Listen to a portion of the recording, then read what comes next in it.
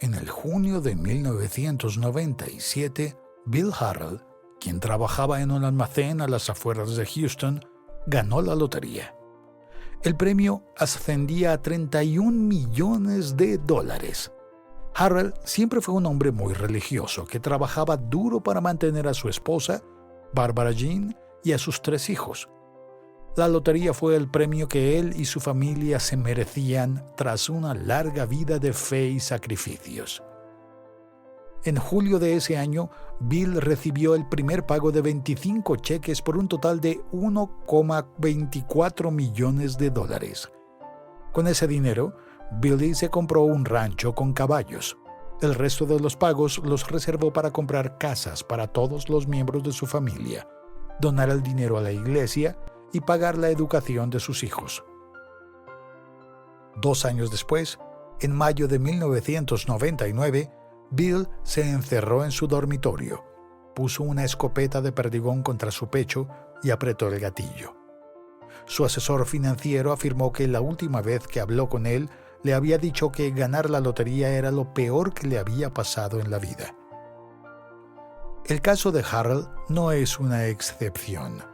Según datos del Fondo Nacional de Educación Financiera, el 70% de los ganadores de lotería gastan su dinero en pocos años. Un estudio de Daniel Kahneman y Angus Deaton, ganadores del Premio Nobel, expuso que gastando más de $75,000, los índices de felicidad y salud mental de los ganadores no varían. Probablemente te estés preguntando ¿cómo es eso posible? Seguramente crees que si tuvieras todo el dinero del mundo serías la persona más feliz del planeta. Pero, sorprendentemente, esto no funciona así. En uno de nuestros vídeos hablamos sobre los factores que afectan a nuestra felicidad. Encontrarás el enlace en la descripción.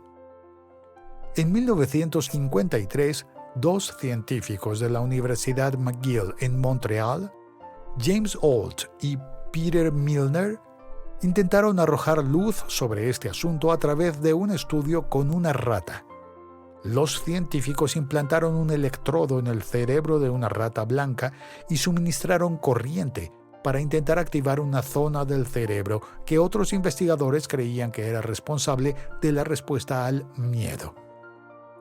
Experimentos previos habían mostrado que las ratas de laboratorio odiaban las descargas eléctricas y buscaban evitar cualquier cosa que coincidiera con el momento de la estimulación cerebral. Pero la rata de Olds y Milner siempre regresaba a la esquina de la jaula donde era electrocutada, como si le gustara. Es más, los investigadores eligieron esa región del cerebro por error.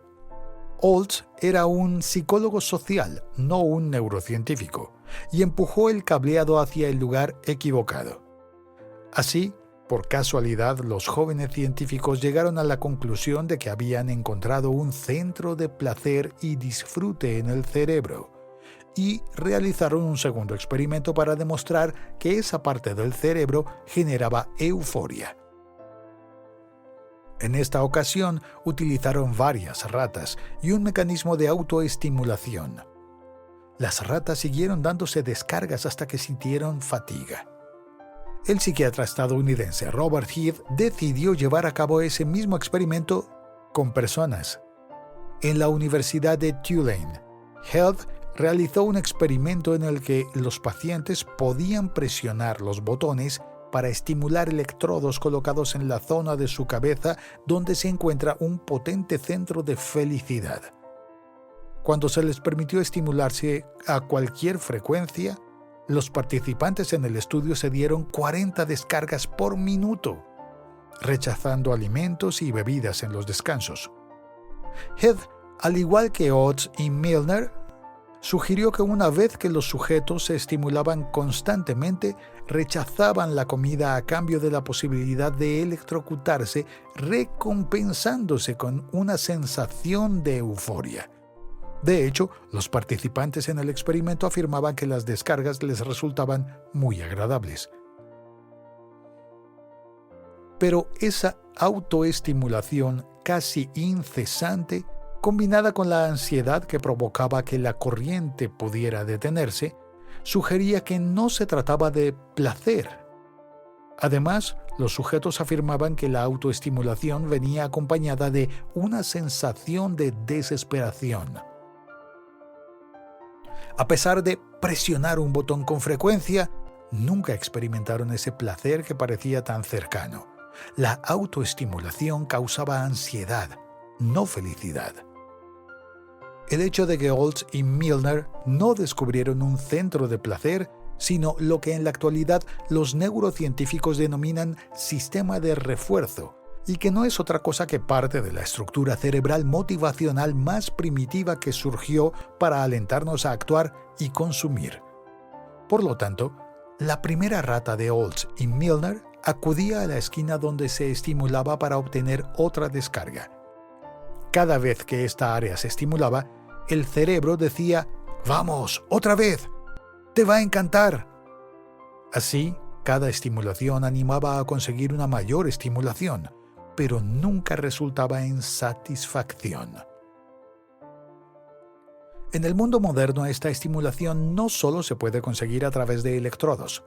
Nuestro mundo está lleno de incentivos, desde menús de restaurantes hasta publicidad, que tienen el poder de convertir a un hombre en una rata de Olds y Milner, persiguiendo una promesa de felicidad. Y cuando eso sucede, el cerebro se obsesiona con «quiero», y nos resulta más difícil parar. Aunque la mayoría de la gente busca la felicidad, en realidad están buscando esos estimulantes de placer: comida deliciosa, más fiestas, más tiempo para ver series de televisión, un coche nuevo, una visita al spa, popularidad en las redes sociales, etc. De este modo, se olvidan de que el placer se correlaciona con la felicidad, pero no la genera, especialmente si te obsesionas con esos placeres. Preguntadle a cualquier adicto cómo se acaba ese deseo de sentir placer por alguna sustancia. Preguntadle al hombre infiel que arruinó a su familia y perdió a sus hijos si el placer lo hizo feliz. Preguntarle a la persona que se atiborra a comida basura si ese placer compensa su exceso de peso. El psicólogo y profesor estadounidense Barry Schwartz, autor del libro The Paradox of Choice, llevó a cabo una encuesta entre los estudiantes de la Universidad de California, brindando opciones entre aquello que ofrece placer y lo que garantiza la felicidad a largo plazo. Una de las preguntas pedía a los estudiantes que imaginaran que conocían a dos personas igual de atractivas. Una de ellas era muy famosa y la otra una persona con estudios y un trabajo normal que posiblemente les haría más felices que un actor o modelo. ¿Con cuál saldrían? El 78% de los estudiantes respondieron que elegirían a la segunda persona y que un par de citas con un famoso no serían algo importante, sino un rato agradable. En realidad, el placer es un falso Dios. Diferentes investigaciones han demostrado que las personas que centran su energía en los placeres materiales y superficiales terminan volviéndose más ansiosas, emocionalmente inestables y menos felices. El placer es la forma más superficial de satisfacción y, por lo tanto, la más fácil. Nos obsesionamos con el placer y lo usamos para adormecernos y distraernos, y al final no solo somos más felices, sino que ese placer no dura mucho.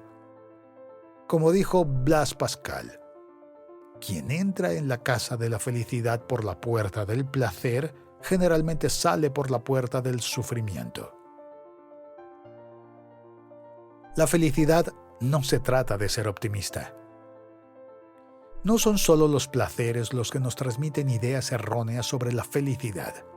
Frecuentemente, y a pesar de los obstáculos, escuchamos algo como «todo irá bien», de los labios de personas que siempre parecen increíblemente felices y alegres. Pero, de hecho, el estrés y la depresión pueden estar detrás de tales comportamientos. Negar las emociones negativas conduce a emociones negativas más profundas y duraderas. y a una disfunción emocional. De esta manera, aparece la positividad tóxica, que es el mecanismo de defensa de la psique cuando instintivamente queremos aislarnos de los malos eventos y huir de las emociones negativas. En realidad, esta positividad tóxica no elimina los malos pensamientos, sino que los acumula y conduce a peores consecuencias si no se abordan a tiempo. Siempre puedes ayudarte a ti mismo o misma aceptando como algo normal las experiencias negativas. Las cosas van mal, la gente nos molesta, cometemos errores, y eso está bien. Las emociones negativas son necesarias y útiles para mantener una base estable de felicidad en la vida. Los investigadores James Gross y Robert Levinson publicaron el resultado de uno de sus estudios en una revista científica sobre personalidad y psicología social. Los participantes fueron divididos en dos grupos y se les mostraron películas sobre los procedimientos médicos más desagradables y nauseabundos, mientras se medían sus respuestas al estrés. Por ejemplo, frecuencia cardíaca, dilatación de las pupilas, secreción de sudoración. A un grupo se le pidió que viera el vídeo y expresaran sus emociones, mientras al segundo grupo de sujetos se les pidió que no expresaran nada. ¿Y sabes qué? Los participantes que suprimieron sus emociones actuaron como si nada les molestara. Mostraron mucha más excitación fisiológica. Quizás parecían fríos y calmados por fuera, pero el nivel de estrés aumentó por dentro. El truco con las emociones negativas es saber expresarlas de una manera socialmente aceptable y saludable, y, preferiblemente, de una manera que se adapte a tus valores. Así, es importante reconocer la realidad de nuestras emociones, verbalizándolas y sacándolas de nuestro cuerpo. Esto es lo que nos hace inteligentes, saludables y alivia la tensión causada por la supresión de la verdad. Cuando respetamos nuestros sentimientos, aceptamos todo lo bueno y lo malo, y aceptarnos a nosotros mismos tal y como somos es el camino hacia una vida emocional saludable y feliz. Divertirse es genial, pero no vale la pena convertirlo en el objetivo principal. Después de todo, aunque la diversión es necesaria en la vida, en dosis moderadas, no es suficiente. La diversión no es la causa de la felicidad, sino más bien su consecuencia. Si equilibras todo lo demás, tus otros valores, el placer surgirá por sí mismo. Por lo tanto, es necesario delinear los valores correctamente porque sin ellos, el placer será tan solo una droga. Lo mismo podemos decir de lo positivo. Poder sonreír cuando el alma duele requiere mucha valentía. Pero, al ocultar nuestras emociones, podemos experimentar más estrés y desarrollar enfermedades. Sintonizar constantemente lo positivo también significa esconder la cabeza en la arena e ignorar los problemas en lugar de resolverlos. Pero uno debe entender que los problemas siempre serán parte de la vida, y cuando los negamos, nos privamos de la oportunidad de resolverlos y sentir felicidad. Así que, no asocies tu felicidad con una sola cosa. No tienes que ser feliz solo porque sientes cierto placer en tu vida, o porque hayas resuelto tus problemas, o te hayan ascendido en el trabajo. Tienes que ser feliz porque tienes muchos motivos para sentir felicidad. ¿Y a ti? ¿Qué te hace feliz? Escribe los motivos de tu felicidad en los comentarios y comparte este vídeo con aquellos a quienes pueda resultarle útil. Gracias.